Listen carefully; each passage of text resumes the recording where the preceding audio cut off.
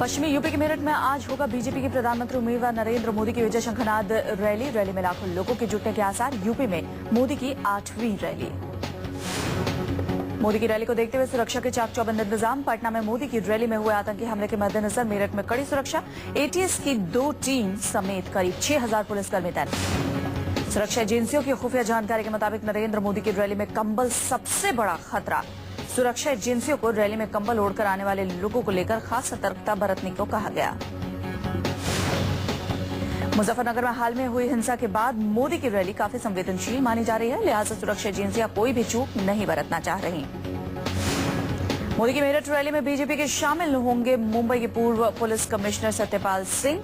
सत्यपाल सिंह ने हाल ही में अपने पद से इस्तीफा दिया है। सत्यपाल के पश्चिमी यूपी की किसी सीट से चुनाव लड़ने की चर्चा। गोवा एनएसयूआई के अध्यक्ष हजीवा अमीन ने सोशल मीडिया में अपने खिलाफ चल रहे अभियान की कड़ी आलोचना की है। अमीन ने खुद पर लगे घोटाले और जेल जाने के इल्जामों को सरासर झूठा बताया। अमीन इन दिनों टेलीविजन पर कांग्रेस के प्रचार में कट्टर सोच नहीं युवा जोश कहती नजर आती हैं, जो खुद को राहुल गांधी की विचारधारा से प्रभावित कांग्रेस कार्यकर्ता बताती हैं। सोशल मीडिया में अमीन के खिलाफ चल रहे दुष्प्रचार के खिलाफ कांग्रेस ने कानूनी कार्रवाई की बात कही है।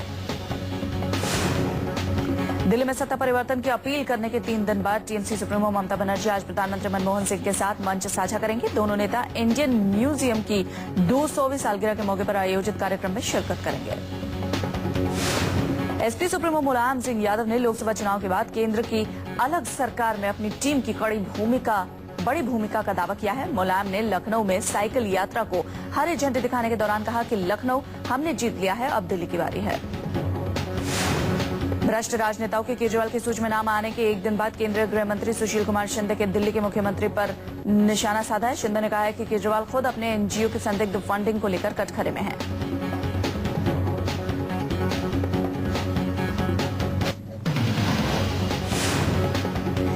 केजरीवाल की बेईमान लिस्ट में 2 नए नाम। आप नेता गोपाल राय का बयान। सोनिया ने वंशवाद को दिया बढ़ावा। मोदी ने की नफरत की राजनीति। नेताओं को बेईमान कहने पर केजरीवाल पर धुआंधार हमले। फारूक अब्दुल्ला और सिब्बल करेंगे मानहानि का केस। कहा साबित करो आरोप, नहीं तो 2 इस्तीफा।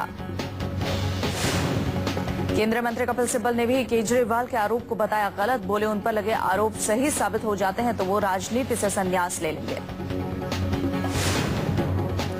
केजरीवाल के आरोप पर बीजेपी के पूर्व अध्यक्ष नितिन गडकरी ने भेजा नोटिस। गडकरी ने अपने वकील बालेंदु शेखर के जरिए भिजवाया मानहानि का नोटिस। 3 दिन में बयान वापस लेने की मांग। केजरीवाल ने गडकरी और कपिल सिब्बल समेत देश के कई नेताओं को बताया था भ्रष्ट। आम आदमी पार्टी ने जनता से की थी भ्रष्ट नेताओं के खिलाफ वोट करने की अपील। राजधानी में टला 10 घंटे रोजाना बिजली कटौती का संकट। एनटीपीसी ने बीएसीएस को पैसा जमा करने के लिए 11 फरवरी तक की दी मोहलत।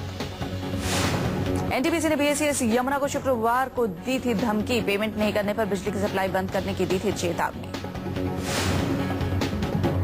दिल्ली के सीएम केजरीवाल ने दिया लोगों को बिजली नहीं कटने का भरोसा। बोले बिजली कंपनियां बंद करें दहशत फैलाना। बिजली कंपनियों को दिल्ली के सीएम केजरीवाल ने दी थी चेतावनी। बिजली कटी तो लाइसेंस होगा रद्द। केजरीवाल ने बिजली कंपनियों पर लगाया था ब्लैकमेल करने का आरोप। प्राइवेट बिजली कंपनी बीएसईएस यमुना ने ब्लैकआउट के लिए दिया था आर्थिक हालत खराब होने का हवाला। एनटीपीसी ने भी दिल्ली सरकार की ठुकरा दी थी अपील। दिल्ली में बढ़ती महंगाई को लेकर बीजेपी केजरीवाल सरकार के खिलाफ सड़क पर उतरी। दूध, डीजल और बिजली की महंगी दरों के खिलाफ बीजेपी के नेताओं ने जमकर की नारेबाजी। बीजेपी का आरोप है कि केजरीवाल ने दिल्ली वालों को सस्ती बिजली देने का वायदा किया था। सस्ती बिजली देना तो दूर, बिजली की दरों में इजाफा कर दिया गया है। बीजेपी के मुताबिक दिल्ली वालों पर एक साथ महंगाई की गाज गिरी है। जहां लोगों को बिजली का बिल 6 से 8% ज्यादा भरना होगा, तो वहीं दूसरी ओर दूध के दाम भी 2 रुपए प्रति लीटर बढ़ा दिए गए। बीजेपी के सभी बड़े नेता सड़क पर बैनर पोस्टर लेकर उतरे और केजरीवाल सरकार से बड़ी कीमतें वापस लेने की मांग की। बीजेपी की मांग है कि तुरंत बड़े दाम वापस लिए जाएं।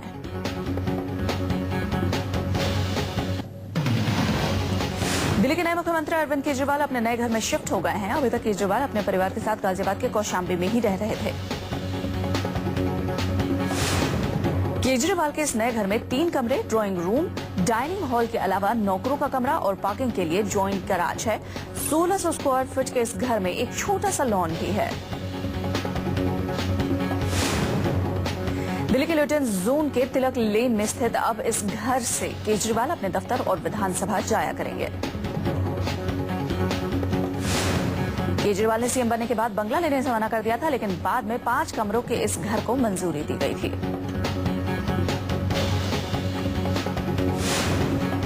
इस घर से पहले केजरीवाल के लिए 5 कमरों के 2 ड्यूप्लेक्स तैयार किए जा रहे थे, लेकिन मीडिया में खबर आने के बाद केजरीवाल को बीजेपी ने आड़े हाथ लिया था। बाद में केजरीवाल को ड्यूप्लेक्स छोड़ना पड़ा।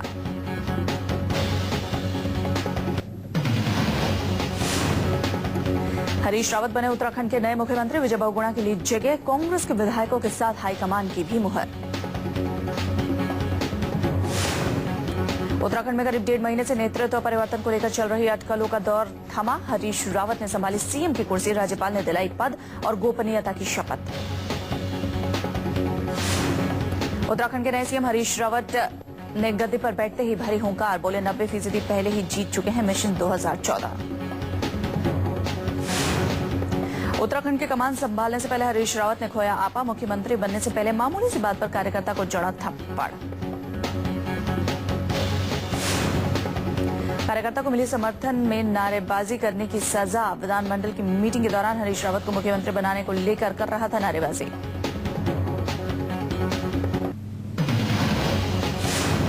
कर्नाटक में लोकसभा चुनावों के लिए कांग्रेस का अभियान शुरू। गुलबर्ग में सोनिया गांधी ने क्षेत्रीय सम्मेलन का किया उद्घाटन। आम चुनाव के पहले बीजेपी कांग्रेस के बीच तेज हुई बयानबाजी। सोनिया ने मोदी पर साधा निशाना। बोली जहर की खेती करने वालों को मत दो सत्ता। सोनिया गांधी के बयान पर बीजेपी का पलटवार। सोनिया पर लगाया समाज को बांटने और हिंसा भड़काने की राजनीति करने का आरोप। सोनिया गांधी मोदी को पहले ही कह चुकी हैं मौत का सौदागर। कांग्रेस के कई नेता मोदी की तुलना दाऊद और हिटलर से कर चुके हैं। मोदी पिलाएंगे पूरे देश को चाय। गांधीनगर से शुरू होगा टी स्टॉल कैंपेन। देश भर में 1000 जगहों पर दिखेंगे लाइव।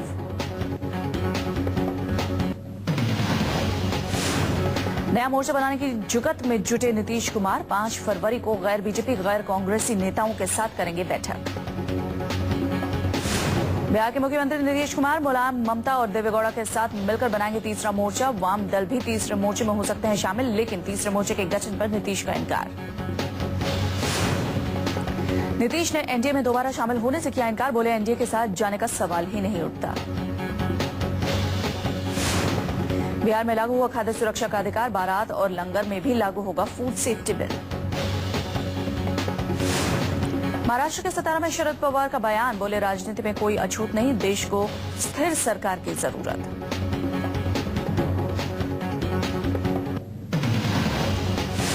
जयपुर में एटीएम लूट की वारदात को अंजाम देने की फिराक में खड़े 3 बदमाशों ने 2 पुलिस वालों पर चाकुओं से हमला कर बुरी तरह से जख्मी कर दिया है। एटीएम के पास कुछ संदिग्ध लोगों की मौजूदगी की जानकारी मिलने पर पुलिस मौके पर पहुंची, तभी बदमाशों ने हमला कर दिया। बदमाशों के हमले में घायल पुलिस वालों को अस्पताल में भर्ती करवाया गया है, जबकि 3 बदमाशों को भी गिरफ्तार कर लिया गया है। 2 बदमाशों को तो जख्मी हालत में ही पुलिस वालों ने धर दबोचा, जबकि तीसरे को स्थानीय लोगों ने पकड़कर पुलिस के हवाले किया। पंजाब के पटियाला में एटीएम लूट का एक सनसनीखेज वाकया सामने आया है। 37 लाख रुपए की ये पूरी वारदात सीसीटीवी कैमरे में कैद है। इस वारदात के दौरान बदमाशों ने न सिर्फ एटीएम पर डाका डाला, बल्कि उनको रोकने की कोशिश करने वालों एक नजदीकी दुकानदार को गोली मार दी। झारखंड के चाईबासा में एक खूंखार नक्सली को गिरफ्तार किया गया है। इस नक्सली का नाम सालुका है। नक्सली के कब्जे से 9 बंदूकें और भारी मात्रा में अमोनियम नाइट्रेट भी बरामद किया गया है। दिल्ली पुलिस की बुजुर्ग नागरिकों की हिफाजत की मुहिम उस वक्त एक बार फिर नाकाफी साबित हुई, जब भरी दोपहर में साकेत इलाके में एक बुजुर्ग महिला के घर में डकैतों ने लूटपाट की वारदात को अंजाम दिया। डकैती के दौरान बदमाशों ने महिला के साथ मारपीट भी की।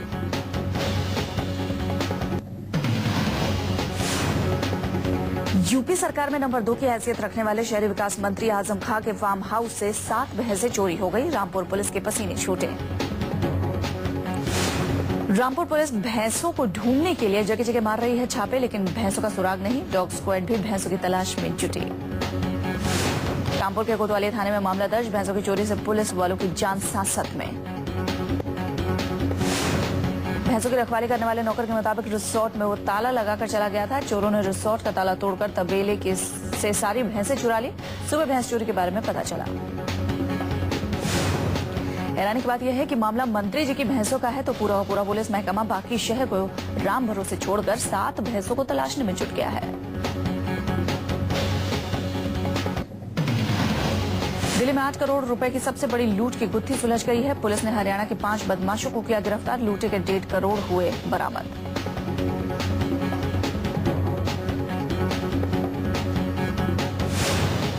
पुलिस के मुताबिक इस लूटपाट के पीछे हरियाणा के प्रदीप कराला गिरोह का हाथ है। इस वारदात को अंजाम देने के लिए गिरोह के बदमाशों ने मुंडका और जहांगीरपुरी से वैगनार और वर्ना गाड़ी लूटी थी। इस लूट को उस वक्त अंजाम दिया गया था जब राजेश कालरा और राहुल आहूजा करोड़ों रुपए को लेकर चांदनी चौक जा रहे थे। लाजपत नगर में उनकी होंडा सिटी गाड़ी को ओवरटेक करके बदमाशों ने बंदूक की नोक पर पैसे छीन लिए और फरार हो गए। इन बदमाशों को किसी और ने नहीं बल्कि बुकी से कारोबारी बने राजेश कालरा के ही 2 कर्मचारियों ने दिया था सुराग। ये कर्मचारी राजेश कालरा की उस i20 कार में मौजूद थे जो पैसा लेकर जा रही होंडा सिटी कार की सुरक्षा के लिए पीछे चल रही थी। पुलिस ने लूट की गुत्थी तो सुलझा ली, लेकिन अभी तक लूट के शिकार राजेश कालरा और राहुल आहूजा से करोड़ों रुपए के सोर्स का पता नहीं लगा पाई है।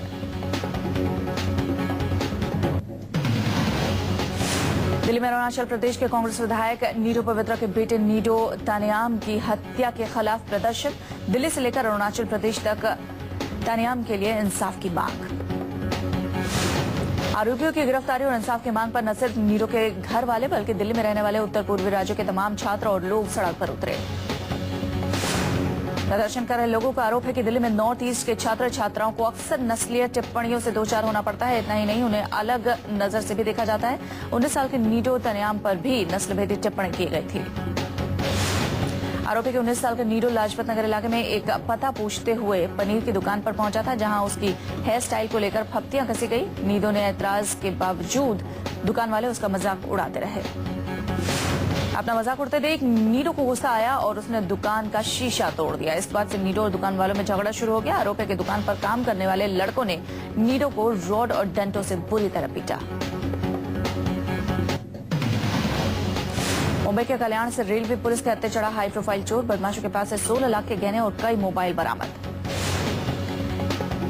मेलगाड़ियों के एसी कोच से महिलाओं के गहने चुराकर हो जाता था फरार। हाई प्रोफाइल चोर के निशाने पर थी लुधियाना, झांसी, दिल्ली और मुंबई की गाड़ियां। तनाव से परेशान होकर हैदराबाद की IIT की छात्र ने की खुदकुशी। कॉलेज की बिल्डिंग से कूदकर दी जान। सूत्रों के मुताबिक छात्र कई दिनों से था परेशान। IIT कॉलेज के 2nd फ्लोर से कूदकर जान देने वाला युवक था बीटेक फाइनल ईयर का छात्र। पिछले 1 साल से था अपनी बीमारी को लेकर परेशान।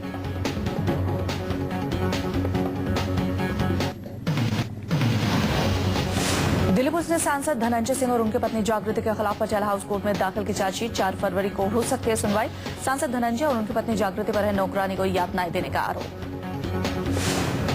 दिल्ली की बहादुर लड़की निर्भया के नाम पर भोपाल में बनी निर्भया सेल से महिला आयोग और पुलिस ने जताई नाराजगी। निर्भया सेल की पुलिसकर्मी महिलाओं के खिलाफ शिकायत से पुलिस परेशान। महिलाओं ने की निर्भया सेल की पुलिसकर्मियों की शिकायत। जल्द हो सकता है निर्भया सेल के कामकाज के तरीकों में बदलाव। गाजियाबाद पुलिस की बड़ी कामयाबी। 5 साल के मासूम को अपहरणकर्ताओं के चंगुल से पुलिस छुड़वाने में रही सफल। किडनैपर मासूम का निकला पड़ोसी। दमदम में लोकल ट्रेन की 6 बोगियां पटरी से उतरी। ट्रैक टूटने से हुआ हादसा। किसी के हताहत होने की खबर नहीं। मुंबईकर को मिल गई मोनो रेल की सौगात। आज से आम लोगों के लिए दौड़ेगी मोनो रेल। पहले 1 महीने में मोनो रेल की सेवा सुबह 7 बजे से शाम 3 बजे तक ही चल सकेगी। मोनोरेल जमीन से 20 फुट ऊपर ओवरब्रिज पर दौड़ेगी। इस रेल में 4 कोच होंगे जिनमें 560 यात्री सफर कर सकेंगे। इसके लिए लोगों को 5 से 11 रुपए तक की टिकट खरीदनी होगी।